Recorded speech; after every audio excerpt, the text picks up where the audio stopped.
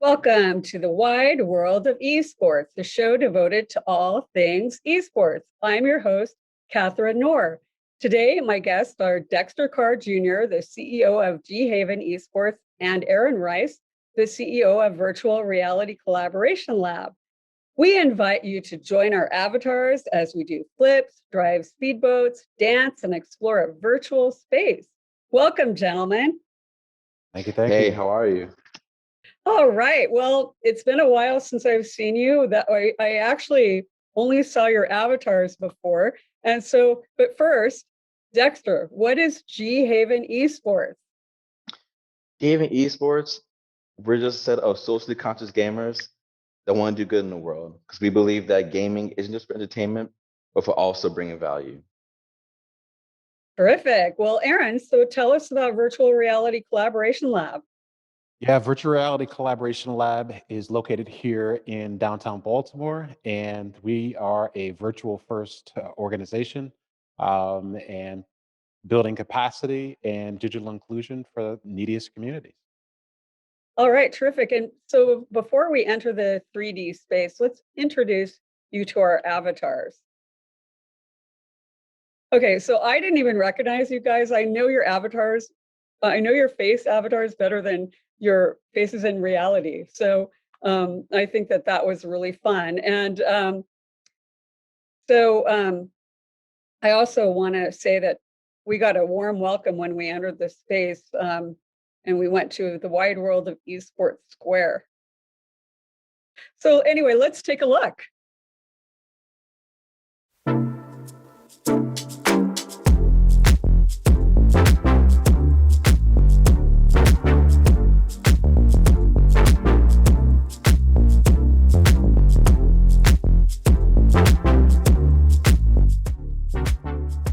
So you nailed that flip in the beginning. Now we're on the rooftop deck, doing a little head bang, little dancing on the rooftop deck there.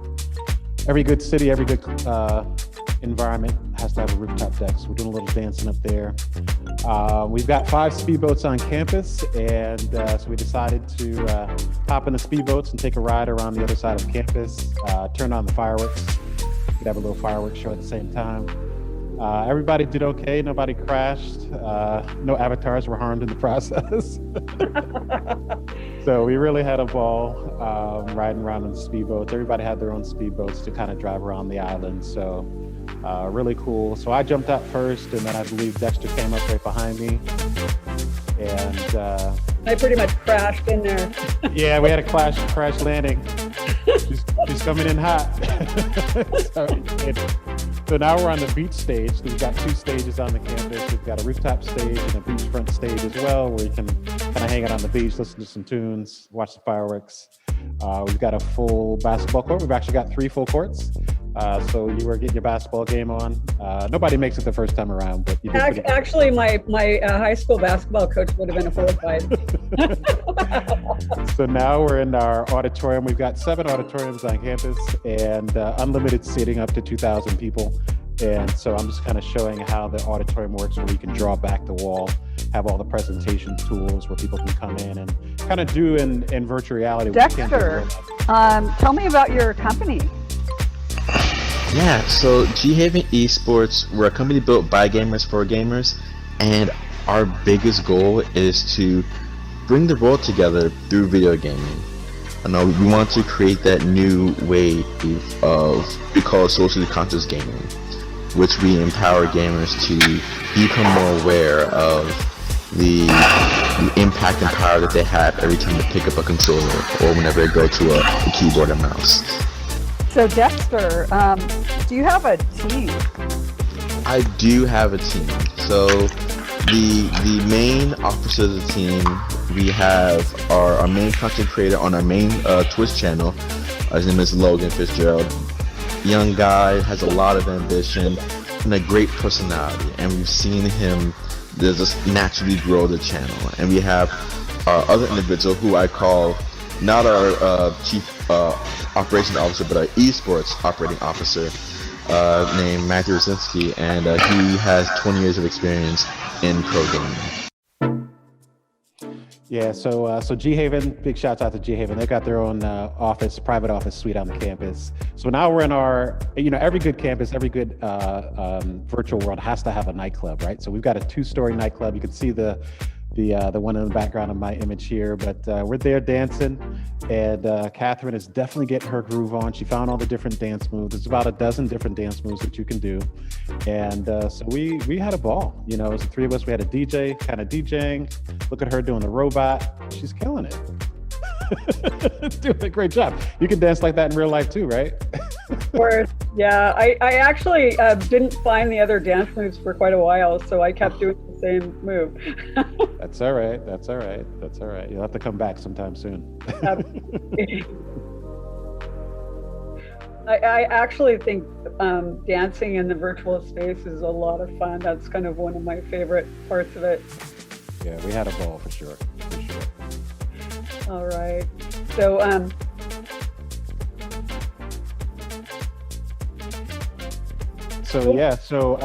so we had a great time. When are you coming back? When are you coming back in the world? I'll be there. I'll be there. But do you have conferences in that space? Yeah, we've got a few coming up, so we're excited to let you know when we make those publicly available for sure. I bet it's a lot of fun, and let's shift over to G Haven, and then we'll move back to the 3D space and find out more. So Dexter, I understand you have an anniversary this month. Yeah. So this is our 1 year anniversary. We've been on Twitch. We started early April of 2020, and this how we're celebrating is this whole year we were actually doing a month-long charity for mental health awareness with the NAMI Foundation. And so we're really happy we were able to meet our goals, see if we could, how far we could push past it. And I'm just really excited because this has been a very trying year for everybody. And mental health and mental awareness is very important. And we want to make sure that we definitely show that pioneering, not just in the gaming community, but as a whole, how important it is for someone's wellness. So can you walk through the kind of things that G Haven does? Yeah, so there are 3 major components that we do. So the first component, we have our own on our Twitch channel.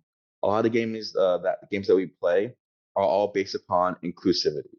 So we take the term "let's play" and we take it pretty literally, where about 80% of the games that we play are all games we could play with our community. So Among Us, Fall Guys, even like MMOs, so like Final Fantasy 14, Monster Hunter, games that we're able to invite our community members to join in with us because we believe that gaming was meant to bring people together. And so the best way to game is to game with other people, not just by yourself. And so we also have we have a lot of our content creators on our esports side, as well as the competitive players that we're investing in helping them grow. All who believe that gaming and the ones that platform as a agent of change, as a vehicle to be able to do good, and by increasing that influencing ability, they can reach out to more people.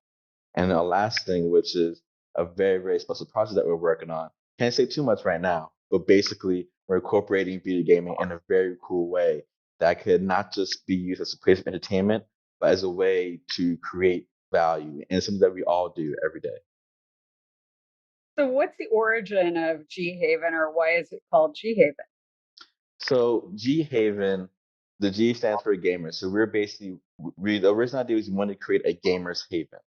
And the idea was it was between 2 friends, and we questioned, what we wanted to do on a Friday night.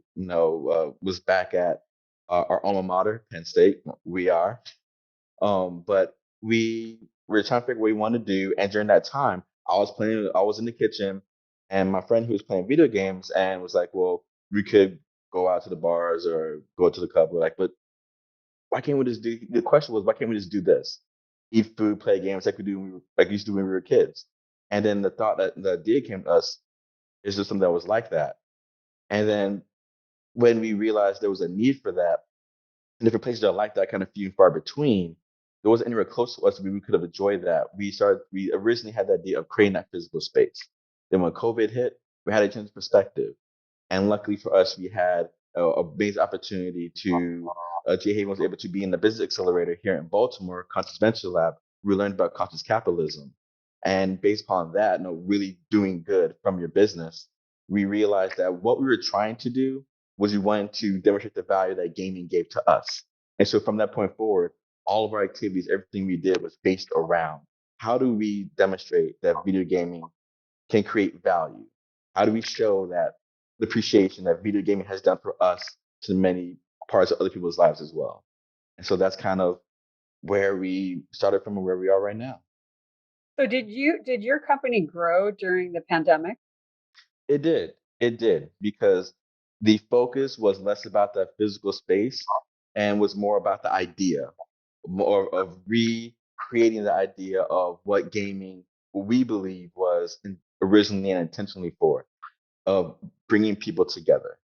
And so that was, I know I say it all like a lot, but that's the biggest thing. And so we were able to grow our growing community during the time of COVID based upon we were creating not just that idea, but that intangible space of community of like, hey, we're here to not just have a platform, but a space where we all could join hands and really come together. Because when you pick up a controller, you lose your identity and you become the one thing that in this platform unifies us all. We're all gamers. Doesn't matter what game you play, doesn't matter what console you like more, whether you're PC or a console or mobile. At the end of the day, we're all gamers, and that's what we bond over. So speaking of the spaces, how did you connect with Aaron? So it was actually I was directed toward him. It was an individual here in Baltimore, kind of pointed me in the direction, and I reached out to him on LinkedIn. He did talked a lot about the VR space. Originally, he didn't have the focus on video gaming, but he recognized the potential in it, and so through a lot of conversations that we've had, and just with the growth that our company had, we felt it was a great time to really initiate that relationship. And especially during the time right now of COVID, which made which made the country and different industries realize that there to be a space, a virtual pivot to be able to continue conducting business because a lot of businesses sadly has either closed down or has felt a huge detriment due to the lack of having the physical events. And with what you've experienced in Verbella, that the which is created by an Unreal 4 engine, they were able to recreate a lot of the physical events, kind of like digital twin. And going forward, this could be not only an alternative, but an auxiliary service that allows people to a new way of interacting. So even if things open up, we could still this could be done in conjunction with the physical events. So Aaron, so how have you been working with esports and gamers in that virtual reality space? Great question. So, basically the three platforms that we delve into, we've got kind of a three-legged stool, or what I call the trifecta. We create 3D models of existing spaces. I come from the real estate world, and so we would go out and create 3D models that were VR ready for out-of-state international buyers to be able to put on a headset and walk through a piece of real estate without physically having to be there. And then we kind of delved in from that into actually going deeper into actual virtual reality, not so much from the gaming side of it, but more so from the social impact side of it. And then we delved into being powered by Verbella, which stands for the Virtual Business Environment for Learning and Assessment. And so we've got our own private campus on the platform called the VR Collab World. Everything we do operates on game engine. So although I wouldn't necessarily consider myself a gamer, we definitely operate in the gaming ecosystem. So it only made sense for us to, look to collaborate with Dexter and G Haven with what they're doing, because we realize that our platforms are very sticky, very agile, right? When we're working with gamers, and so we wanted to be able to work together and create some synergy between our two platforms. Because when you're in the virtual reality collaboration world, you're actually in a game. You're in a game engine. So as much as I consider myself not to be a gamer, um, don't beat him, join him, right? Or don't fight him, join him. So I guess I'm a gamer now. Yeah, and a lot of times we're gamers and we don't even know it. That game we're Exactly. playing with our phone, we don't really realize, hey, I'm a gamer because I play this game Right. incessantly all the time, which Right. that's what I do. Um, Right.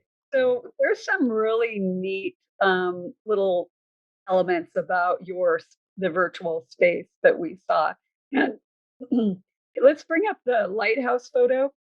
I thought this was really cool because um, it's a picture of Dexter and I looking at this lighthouse. So this space is kind of cool because it isn't like a real place. It has views. Yes. Yes. So what you're looking at the exterior view of our virtual convention center, our virtual expo hall, because most convention centers have been closed because of COVID. And so we created a digital twin of a convention hall. And so you're looking at the exterior view of it on the waterfront. And so it operates, it's a two-level exhibit hall. We've got 150 exhibit spaces, booths that can be condensed or expanded. And so we're doing a lot of different types of, exhibit halls or exhibitions, trade shows on the platform, which is really, really super exciting. Yeah, let's show the picture of the exhibit booth. It's interesting because I've gone to many conferences, and boy, it's uh, this is it. So tell us about this. Yeah, so we on occasion set up different demos, and in this particular case, I was pitching to Dexter about what could be done, and so we really created a demo of over 100 different entities within the gaming industry, the gaming ecosystem, and so this is just a shot of a corner booth of what the booths would look like if someone were looking to do some sort of an expo. On top of the auditorium where there could be more of a keynote speech. We've got breakout rooms for masterminds, and then every great conference has to have an after party, and so we encourage people to also check out the concert venue that we have on the campus as well, where the avatars can do some funky dances and things like that. But the expo hall is pretty cool. Like I said, it's two level. We've got 150 booth spaces, and it looks like a real convention center, but just in a virtual world. Sure. And Dexter, I understand that you also sell merchandise. Is that right? Yeah, so we are currently building our G Haven brand. We have jerseys from our content creators, so supporting them as well as the whole G Haven name. We have different shirts, we have different clothing, clothing. We have different phone cases, and we're slowly trying to expand with that as well, and what more we could able to have on our platform. Terrific. So we do have a question from a viewer, and I will direct this to Aaron. With the invention of VTubers, virtual YouTubers, why do you think we're seeing a trend of being represented by avatars? That's a great question, and I think one of the bigger reasons, is because a lot of people have been getting kind of Zoom fatigue, is the term on the streets, because we're not used to just kind of looking at these frames of videos on screens on a Zoom. Normally when you have a conversation with somebody, you look away, you kind of do different things. You're not necessarily just looking at somebody in the face. And there's really Stanford actually did a study on Zoom fatigue and the four ways that it's caused. And it's interesting. When you're looking at somebody this close, intimately, there's only two things that you're getting ready to do in real life. Number one is probably mate with that person, or number two, you're getting ready to fight. And so, most people aren't used to looking at people that close for such a long, extended period of time. And the great thing about the virtual world is there's no preparation that gets involved with that. You don't need to fix your hair, you don't need to fix up your makeup, you don't need to worry about your background. You could be, in your bed, in your bathrobe, in an avatar, in a suit and tie and shoes, and conducting business or meetings or just serendipitous conversations that you can have on campus. And it really mimics real life more so than just kind of staring at panels of faces for as much as I'm enjoying this conference this evening. That's kind of why people are enjoying that avatar, because it's just you can be whoever you want to be in the virtual world, and it takes a lot of the stress off from having to look a certain way on camera. So I have to tell you that when we filmed that video, and we spent probably about an hour in that virtual space, remember? And so I actually had a headache, a sinus headache, for about 4 days. And when I was done playing around in that virtual environment, the headache went away. And so I actually really had a lot of fun, and I felt that kind of same exhilaration that I would have felt if I had been on a speedboat, if I had been dancing or had been playing shooting baskets with you guys. It really felt real, and it feels a lot more authentic or real than if you're just talking on Zoom. That's correct, and that's why this is really picking up steam. I mean, the platform Verbella has been around since 2012. Um, it was created for for education business based, but it's the use cases have really expanded out to having DJs, DJ Jazzy Jeff on the platform, and all different types of events that are happening on a platform. So I think people are getting a lot more used to representing themselves in avatar form. Yeah. Sure. And I have had a guest appear in an avatar form before. And that's how he represents himself. And sometimes I think it would be easier if I just represented myself as an avatar.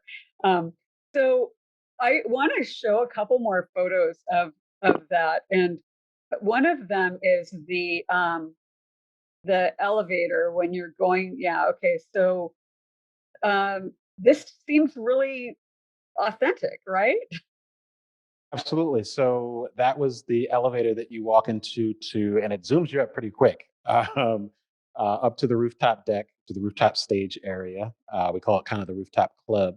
So you could take the stairs if you wanted, but it was quicker for the purposes of our demo just to hop into the elevator. And as soon as you hop in, it ding. So you get this ding noise when you walk in, and it's a ding noise when you walk out. So it's really pretty funky the way they developed that on the platform. And there's something really fun about that club, and that's the bathroom with the out of order toilet. We do have a picture of that.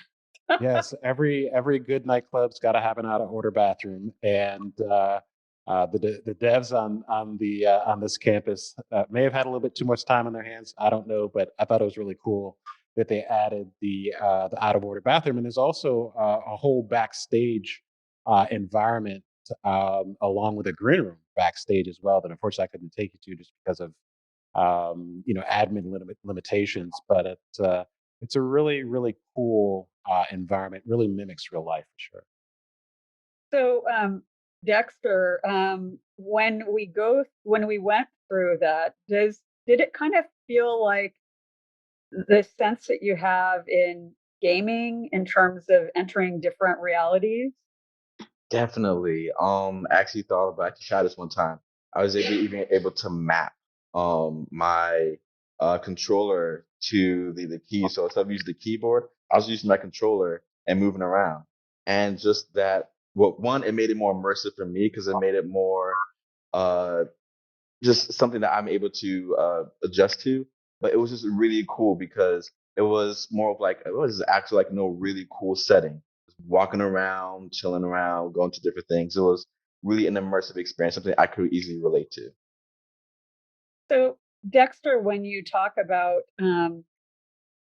how it is like the feeling of having this um, G haven to kind of escape to and spend time with people. Is it kind of a sense of being in a virtual reality? Yeah, yeah.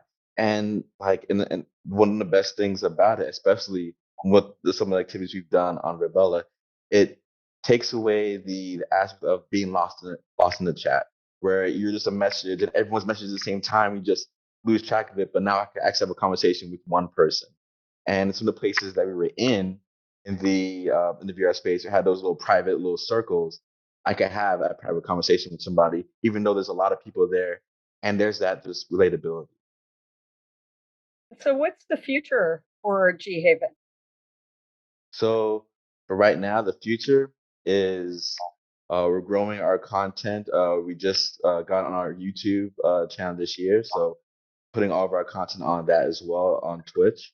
And just we have a lot of really big plans, especially with the VR space and working with Aaron. Okay. And Aaron, what's the future for your company? Yeah, the future for us is virtual. Even when things get back to whatever the new normal is, we're real heavy on hybrid live events, live entertainment. So even though you may have a physical event, you'd also want to have a hybrid live event as well. So we're real big on virtual being the future moving forward. Terrific. And so I just want to show one more picture, and that's the picture of the computer that we're in a room with the computer. So I found this really interesting, this meeting space. Can you tell us about the classroom? Yeah, so those are the virtual classrooms.